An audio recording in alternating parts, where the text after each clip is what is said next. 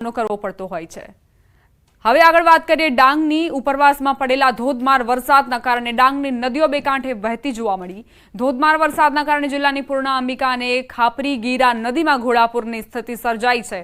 વઘઈ નજીક અંબિકા નદી ઉપર આવેલ મનમોહક ગીરા ધોધનું પણ રૌદ્ર સ્વરૂપ જોવા મળ્યું। અંબિકા નદીના રૌદ્ર સ્વરૂપના કારણે ગીરા ધોધ 100 કળાએ ખીલી ઉઠ્યો છે। ધોધમાંથી પડતા પાણીથી અદ્ભુત નજારો સર્જાયો। ગીરા ધોધને માણવા મોટી સંખ્યામાં સહેલાણીઓ ઉમટી પડ્યા છે। જિલ્લાના અનેક કોઝવે પાણીમાં ગરકાવ થયા। સ્થાનિકો અને પ્રવાસીઓને નદી કિનારે ન જવા વહીવટી તંત્રની અપીલ। ડાંગના વઘઈ નજીક આવેલ ગીરા ધોધે પણ રૌદ્ર સ્વરૂપ ધારણ કરતા આહલાદક નજારો જોવા મળ્યો છે। વરસાદી માહોલના કારણે અહીંના નાળાઓ, કોતરો અને ઝરણાઓ પણ છલોછલ ઉભરાઈને બંને કાંઠે વહેતા જોવા મળ્યા। ન્યૂઝ 18 ગુજરાતીએ તમામ તસવીરોથી તમને રૂબરૂ કરાવી રહ્યું છે।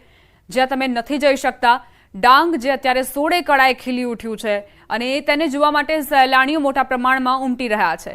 પરંતુ જો આપ ત્યાં નથી જઈ શકતા તો ન્યૂઝ 18ની સ્ક્રીન પર આપ તે તસવીરો, તે આહલાદક નજારા જોઈ શકો છો અને તમને એ જ નજારાથી અમે રૂબરૂ કરાવી રહ્યા છીએ। હવે આગળ વધીએ અને દક્ષિણ ગુજરાતના વલસાડની વાત કરીએ। ચિંતાજનક સમાચાર અહીંથી પ્રાપ્ત થયા। વણસી શકે છે પૂરની સ્થિતિ। દરિયામાં ભરતીનો સમય થતાં વધી શકે છે મુશ્કેલી। દરિયામાં ભરતી હોવાથી નદીનું પાણી જવામાં મુશ્કેલી પડશે। ઉપરવાસમાં વરસાદનું જોર રહેશે તો વધશે હાલાકી। ઉપરવાસમાં વરસાદ બંધ થાય તો જ સ્થિતિમાં સુધારો આવશે તેવી જાણકારી। તો વલસાડમાં જે પૂરની સ્થિતિ સર્જાઈ છે તેના કારણે પહેલેથી જ લોકો પરેશાન છે અને એવામાં જો દરિયામાં ભરતી આવશે તો આ પાણી ઓસરવાના બંધ થઈ જશે અને તેમાં અવરોધ આવતા જ લોકોને પારાવાર મુશ્કેલી થશે।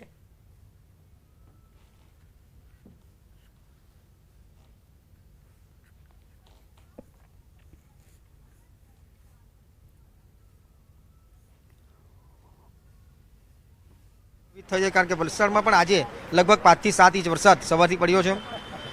દરિયાનું ભરતીનો સમય અત્યારે થઈ રહ્યો છે એટલે દરિયો પોતાનું પાણી સ્વીકારશે, નદી રેલ્યું પાણી સ્વીકારશે નહીં એટલે પાણીનો વેણ વધવાની શક્યતા 100% રહેલી છે। ઉપરવાસમાં વરસાદ જો ન હોય તો 100% પરિસ્થિતિ સુધરી જશે અને મોડી સાંજ સુધીમાં એકદમ પરિસ્થિતિ તાળે પડી જશે। ઉપરવાસમાં ભારે વરસાદના કારણે જ આ સ્થળો પર પ્રભાવિત થઈ છે કારણ કે વલસાડમાં પણ તો ઉપરવાસમાં વરસાદ બંધ થાય તો જ સ્થિતિ સુધરશે, ત્યારે જ સ્થિતિ નિયંત્રણમાં આવશે। અત્યારે તો જે નીચાણવાળા વિસ્તારો છે તે પાણીમાં ગરકાવ થઈ ચૂક્યા છે, પાણી ઓસરવાનું નામ નથી લઈ રહ્યા। એવામાં દરિયામાં જો ભરતી આવશે તો આ પાણી ઓસરવાના રોકાઈ જશે અને પાણીમાં ઓર વધારો થતાં જ મુશ્કેલીનો મારો સહન કરવાનો વારો વલસાડના લોકોને આવશે। અત્યારે નદીનું પાણી જે છે તે પણ ઓસરી નથી રહ્યું, આસપાસના વિસ્તારમાં ફરી વળ્યું છે। સતત ઉપરવાસમાં વરસાદના કારણે જ આ પાણી આસપાસના વિસ્તારોમાં પણ ફરી વળ્યું છે। લોકોના હાલ બેહાલ થઈ ચૂક્યા છે, ઘરવખરીને નુકસાન પહોંચ્યું છે। વલસાડના દાણાનગર ખાતે પાણી વધી રહ્યું છે। પાણી વધતાની સાથે લોકોની ચિંતામાં પણ વધારો।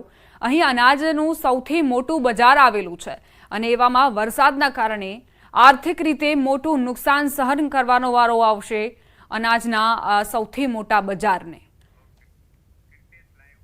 સંવાદદાતા કીર્તેશ જોડાઈ ગયા છે વધુ જાણકારી સાથે।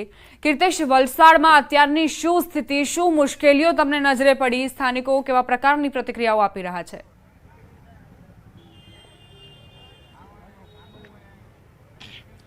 બિલકુલ દીપા, જે પ્રકારે હવામાન વિભાગની આગાહી વચ્ચે ગઈકાલે મોડી રાત્રે શરૂ થયેલા વરસાદે વલસાડની સ્થિતિ અત્યંત દયનીય બનાવી છે। ખાસ કરીને વલસાડમાં પડેલો વરસાદે તો એટલી અસર નથી કરી, પણ વલસાડ જિલ્લાના ઉપરવાસ એટલે કે ધરમપુર અને કપરાડામાં પડેલો વરસાદ જે રીતે તેના નવા નીર ઔરંગામાં આવ્યા છે અને ઔરંગા નદી ગાંડી તૂર બની હતી, જેને લઈને નીચાણવાળા વિસ્તારોમાં પાણી પ્રવેશી ચૂક્યા છે। તમે દ્રશ્યો જે જોઈ રહ્યા છો તે વલસાડ જિલ્લાનું દાણા બજાર છે કે સુરત કહી શકાય કે વલસાડ અને વાપી જિલ્લાનું સૌથી મોટું અનાજનું બજાર છે। અહીંયા મોટી સંખ્યામાં વેપારીઓ આવેલા છે। 15 દિવસમાં બીજી વખત આ વિસ્તારમાં પાણી ભરાતા વેપારીઓની ચિંતા વધી છે। 15 દિવસ પહેલા પણ આ જ પ્રકારે પાણી આવતા વેપારીઓને લાખો રૂપિયાનું નુકસાન વેઠવાની વારી આવી હતી। હજુ તો એ નુકસાનમાંથી તેઓ બહાર નથી નીકળ્યા, ત્યાર તો ફરી એક વખત પાણી આવી ચૂક્યું છે। દ્રશ્ય જોઈ શકાય છે કે પાણીની ગતિ જોઈ શકાય છે। કેટલાક લોકો વેપારીઓ છે, કેટલાક લોકોના ઘરોમાં પાણી પ્રવેશ્યું છે, તેઓ લોકોની ચિંતા વધી છે, તો કેટલાક લોકો આ પાણીમાં રમત રમી પોતાનો સમય પસાર કરી રહ્યા છે, મોજ મસ્તી કરી રહ્યા છે। કહી શકાય કે ઉપરવાસમાં સતત વરસાદ વરસી રહ્યો છે। જો વરસાદ વિરામ લેશે તો મોડી રાત થતાં આ પરિસ્થિતિ સુધરશે, કારણ કે જે રીતે સાતમ આઠમની ભરતી આવતી હોય છે, ભરતી મોટી છે તે સમયે દરિયો પાણી નહીં લે અને બીજી બાજુ ઉપરથી જે આવતું હોય છે તે પાણી દરિયામાં નહીં જાય, એટલે કે બંને બાજુથી જે પ્રકારે ઔરંગા નદીમાં પાણીનો ભરાવો થશે તેને લઈને આ પાણી આજુબાજુના વિસ્તારમાં પસરશે, જેને લઈને કહી શકાય સ્થિતિ વધુ દૈનિક બને તેવી શક્યતાઓ છે. દાના બજાર છે કે જે સૌથી મોટું અનાજનું બજાર છે, એટલે કે સૌથી મોટી સમસ્યા વેપારીઓને પાણી આવતાની સાથે કેટલાક વેપારીઓ માલનું સ્થળાંતર કર્યું છે, તો કેટલાક વેપારીઓ માલને કહી શકાય કે પોતાના જે મકાનમાં ઉપર ચડાવ્યું છે. જો પાણીનું લેવલ વધશે તો ચોક્કસ વેપારીઓને મોટું નુકસાન થશે. પણ જે પ્રકારની પરિસ્થિતિ છેલ્લા 12 કલાકથી છે, ચોક્કસ વલસાડના લોકોની ચિંતામાં વધારો થઈ રહ્યો છે. 500 લોકોનું સ્થળાંતર કરવામાં આવ્યું છે અને ધીરે ધીરે પાણીનું લેવલ ઘટવાની જગ્યા પર વધી રહ્યું છે, જેને લઈને લોકો સાથે તંત્રની ચિંતામાં પણ વધારો થયો છે. દીપા, આભાર કીર્તેશ જાણકારી આપવા માટે. તો અત્યારે લોકોની ચિંતા તો વધેલી જ છે, સાથે સાથે પ્રશાસનના જે અધિકારીઓ છે તેમની ચિંતામાં પણ વધારો થયો છે, કારણ કે જે પાણી છે ઔરંગા નદીના તેમાં ઘટાડો નથી થઈ રહ્યો. બીજી તરફ જ્યારે દરિયામાં ભરતી આવશે તે દરમિયાન આ પાણી અટકાઈ જશે, દરિયો પણ આ પાણી નહીં સ્વીકારે.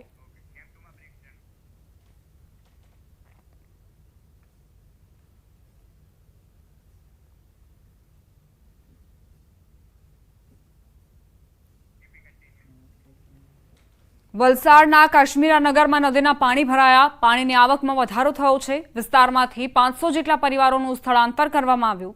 અલગ અલગ સુરક્ષિત જગ્યાએ લોકોને ખસેડવામાં આવ્યા. પ્રશાસને પરિસ્થિતિ પર સતત નજર રાખવામાં આવી રહી છે.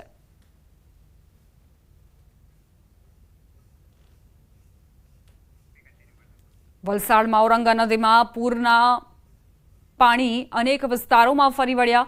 વલસાડમાં એનડીઆરએફની એક ટીમ તૈનાત કરવામાં આવી છે. અસરગ્રસ્ત વિસ્તારમાં તેણે નિરીક્ષણ કર્યું, લોકોને સલામત સ્થળે ખસી જવા માટે સમજાવ્યા.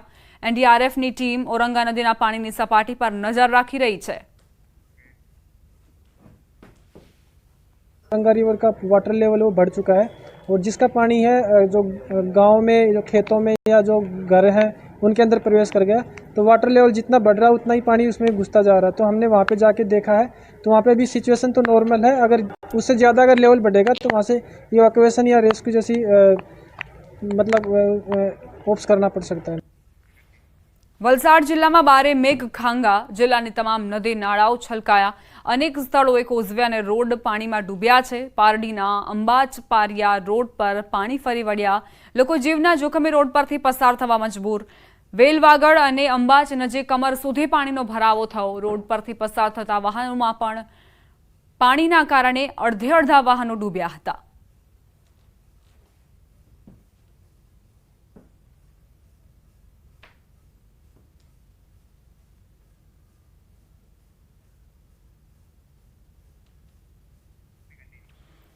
ગુજરાત મહારાષ્ટ્રની બોર્ડર પર મુશળધાર વરસાદ. ધરમપુરના મધુરી ગામ મહારાષ્ટ્રના રક્ષસ ભુવન વચ્ચેનો પુલ ડૂબ્યો. નાર નદીમાં ઘોડાપુરના કારણે પુલ પરથી પાણીના વહેણ જોવા મળ્યા. પુલ પરથી નાર નદીનો ધસમસતો પ્રવાહ વહેતો થયો. ગુજરાતના ધરમપુર અને મહારાષ્ટ્રને જોડતો આ રોડ બંધ હાલતમાં છે.